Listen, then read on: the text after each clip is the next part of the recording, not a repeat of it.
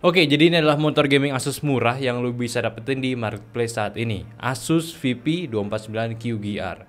Monitor gaming Asus ini punya spesifikasi yang asik banget buat jadiin monitor utama kalian saat bermain game. So, seperti apa lengkapnya? Langsung aja kita bumper dulu.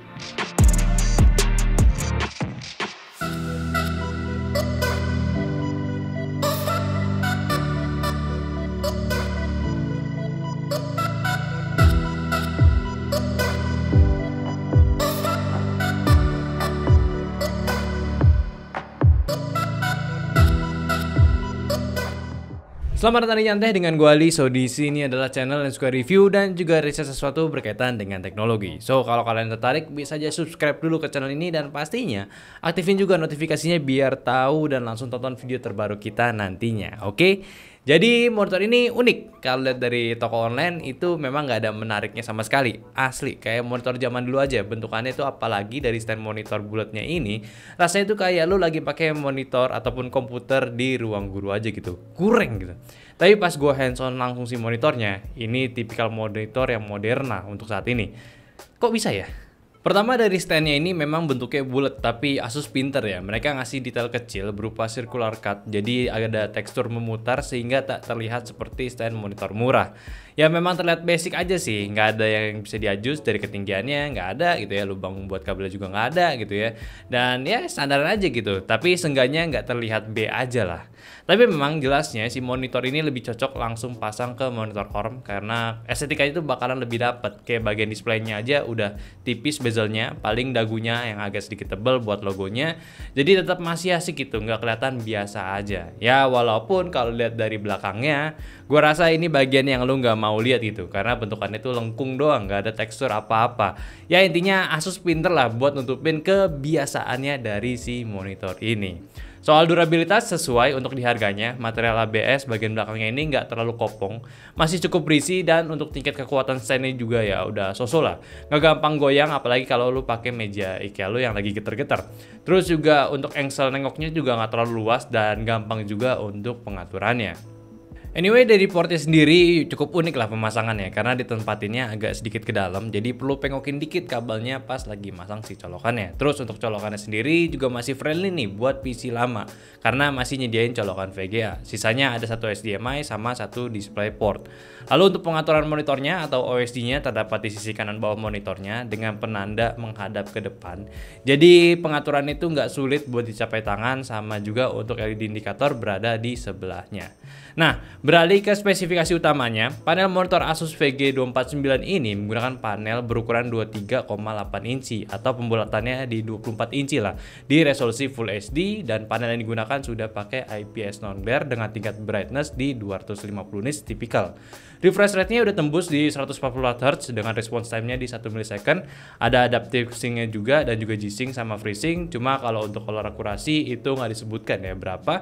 Tapi kalau kita mencontek dari GTID ini ada di 95% sRGB. Dan ya kalian juga bisa lah melanjutkan nonton videonya si GTID yang lengkap gitu ya untuk penjelasan teknisnya atau semuanya ya. Ya nggak apa-apa kok. Dan untuk monitornya lagi sebetulnya udah mengadaptasi beberapa fitur yang biasa ada di monitor premium kayak ILMB Sync ya, terus juga ada shadow boost dan sama selling point mereka yaitu low blue light dan juga flicker free. Namun memang di beberapa kondisi gua rasa better stay settingan standarnya aja dengan maksimum refresh rate-nya aja sih. Karena kayak gua kalau lagi pakai ILMB Sync rasanya itu agak gelap untuk di beberapa titik brightness tertentu, dan shadow boost-nya untuk di settingannya itu kerasa kayak agak ningkatin sedikit juga untuk di area yang non gelap. Ya ini soal kenyamanan mata gua aja sih, kayak kurang cocok gitu. Kalau ditanya untuk fiturnya jalan atau enggak, ya berjalan sesuai, apalagi di ILMB Sync-nya. Pas di UFO Test ini cukup ketara rasanya. Terus untuk fitur game juga udah tersedia, ada crosshair, timer, FPS counter, dan juga ada display alignment untuk penggunaan dual monitor. Yang sebenarnya sih ya itu fitur tambahan aja, asik-asikan aja kalau lu bosan dengan fitur standaran doang. Dan pengaturan OSD-nya pun juga cukup simpel ya, nggak banyak pengaturan rumit dan lu bisa pilih beberapa skema profil warna sesuai dengan kondisi penggunaan atau aktivitas lu. Ya lumayan lah, tapi yang gue sering pakai akhir ini ya ada fitur low blue light yang memang sedikit warnanya sendiri agak sedikit menguning sih. Namun mata kita bisa lebih tahan lebih lama, nggak capek ngeliat si monitornya ini.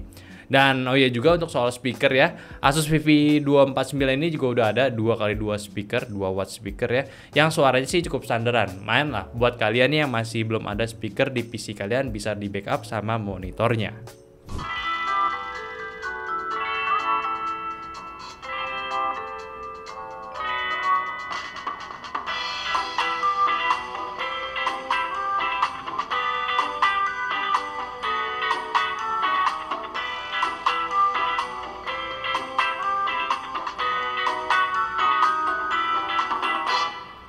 Oke, untuk kepengalaman gue menggunakan monitor ini, jujur ini kualitasnya udah asik ya buat di 3 jutaan. Panelnya gue sandingin dengan Asus gue ini, ya.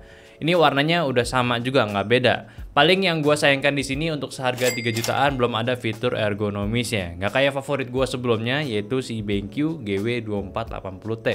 Ya sebetulnya ada sih kalau lu pilih yang VG249 atau versi TUF-nya di 300.000 lebih mahal, lu bisa dapat stand yang lu bisa atur. Tapi ya ini jadi pilihan lagi buat kalian. Lu bisa pilih motor ini untuk seharga 3 jutaan dan tambah monitor stand arm kayak punya gue ini buat di 300 ribuan biar kelihatan lebih floating, atau lu mau yang sederhana aja pakai stand namun lu bisa tetap bisa sesuaiin dengan posisi penggunaan kalian yang pakai si TUF aja. Dan kalau ke pengalaman dalam bermain, gue cukup nyaman ya dengan refresh rate yang diberikan, nggak kerasa ada ghosting ataupun motion blurnya, dan tingkat brightnessnya walaupun masih di 250 nits gue rasa bukan masalah juga dan masih cukup terang untuk di pemakaian dalam ruangan. Kalau ditanya worth it atau enggak ya, gua rasa kalau lu ngincer gaming monitor ya lu boleh lah ngincer 140 Hz-nya pada monitor ini. Namun kalau lu nyari kenyamanan, gua saranin ambil yang TUF-nya atau enggak beli monitor stand third party-nya lagi. Tinggal pasang ke VESA mount-nya di belakang monitornya itu juga udah bisa.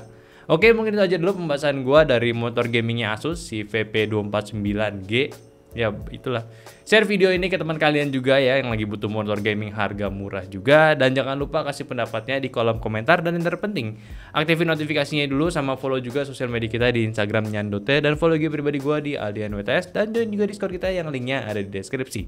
So sampai jumpa di video nyantai selanjutnya, bye bye.